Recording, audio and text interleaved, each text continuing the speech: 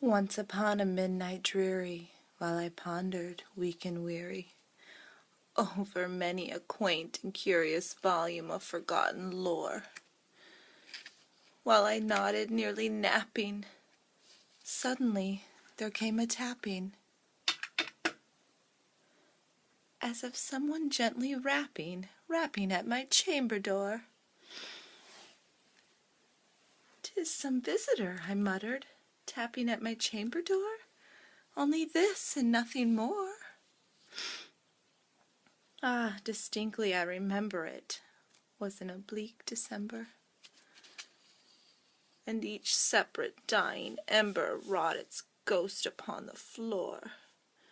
Eagerly I wished the morrow, vainly I had sought to borrow from my books a crease of sorrow, sorrow for lost Lenore, nameless here forevermore.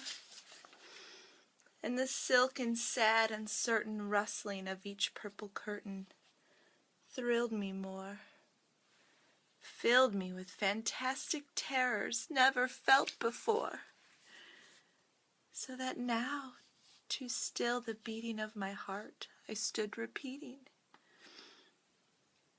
"'Tis some visitor entering entrance at my chamber door, some late visitor entering entrance, this is it and nothing more." Presently my soul grew stronger, hesitating then no longer. "Sir," I said. "Sir," said I, "or Madame, truly your forgiveness I implore.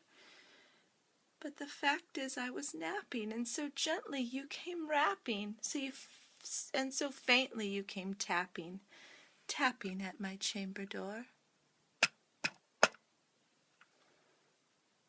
that I scarce was sure I heard you. Here wide the door, darkness there and nothing more. Deep into that darkness peering, long I stood there wondering, fearing, doubting, dreaming dreams no mortals ever dared to dream before. But the silence was unbroken, and the stillness gave no token. And the only word there spoken was the whispered word, "Lenore." This I whispered, and an echo murmured back the word, "Lenore." Merely this and nothing more. Back into the chamber turning, all my soul within me burning. Soon again I heard a tapping, somewhat louder than before. "Surely," said I, "surely this is something at my window lattice. Let me see then what threat is and mystery explore. Let my heart be still a moment, and this mystery explore.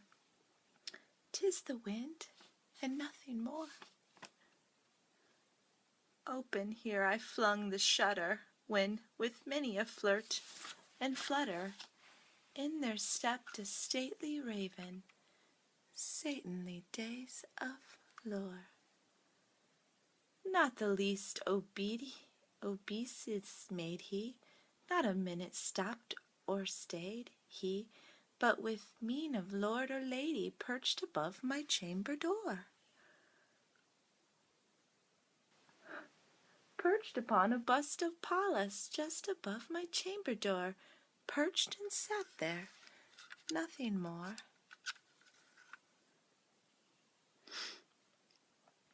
Then this ebony bird beguiling my sad fancy into smiling, by the grave and stern decorum of the countenance it wore. "Though thy crest be shorn and shaven, thou," I said, "art sure no craven, ghastly grim and ancient raven, wandering from the nightly shore.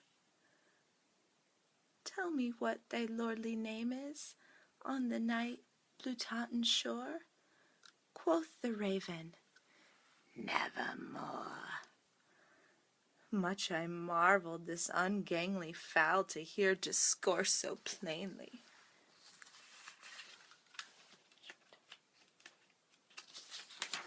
Thou its answers little meaning, little relevance bore, For we cannot help agreeing that no living human being ever yet was blessed with seeing bird above his chamber door. Bird or beast upon the sculpted bust above his chamber door, with such name as Nevermore. But the raven sitting lonely on the placid bust spake only that one word, as if his soul in that one word he did outpour. Nothing further than he uttered, not a feather than he fluttered, till I scarcely more than muttered, other friends have flown before. On the morrow will he leave me, as his hopes have flown before. Then the bird said, Nevermore. Startled at the stillness broken by reply so aptly spoken.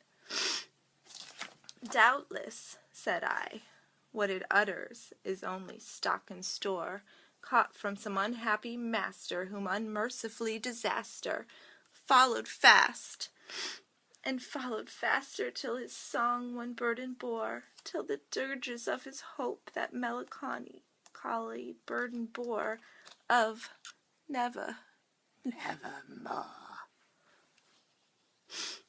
But the raven still beguiling all my fancy into smiling. Straight I wheeled a cushioned seat in front of bird and bust and door, then upon the velvet sinking I betook myself to linking.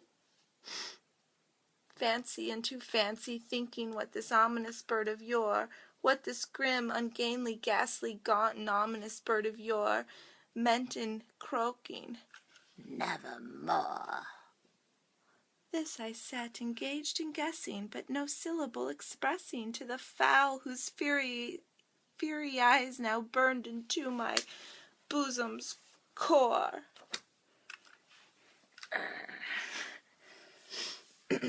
This and more I sat divining, with my head at ease reclining on the cushion's velvet lining that a lamplight goaded o'er.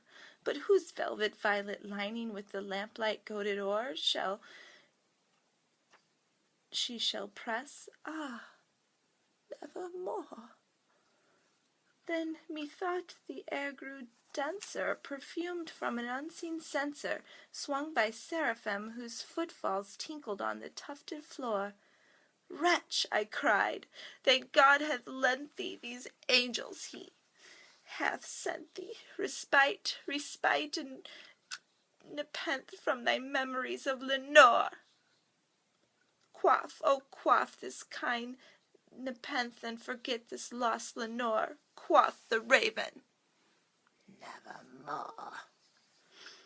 Prophet, said I, this thing of evil prophet, still, if bird or devil, whether tempter sent or whether tempest tossed thee here ashore, desolate yet all undaunted, on this desert land enchanted, on this home by horror haunted, tell me truly, I implore, is there balm in Gilead? Never, tell me, I implore.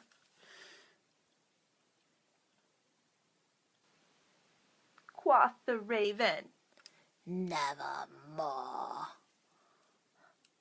Prophet, said I, thing of evil prophet, still, if bird or devil, by the haven that bends above us, by that God we both adore, tell the soul with sorrow laden, if with distinct aiden, it shall clasp a sainted maiden from angels named Lenore, clasp a rare and radiant maiden who the angel named Lenore. Quoth the raven, Nevermore. But that word or sign in parting, bird or friend, I shrieked, upstarting, get thee back into the tempest and the night's Plutonian shore, leave no black plume as a token of that lie thy soul has spoken. Leave my loneliness unbroken. Quit the bust above the door. Take thy beak from my heart, and take thy form off my door. Quoth the raven, never more. And the raven, never flitting, still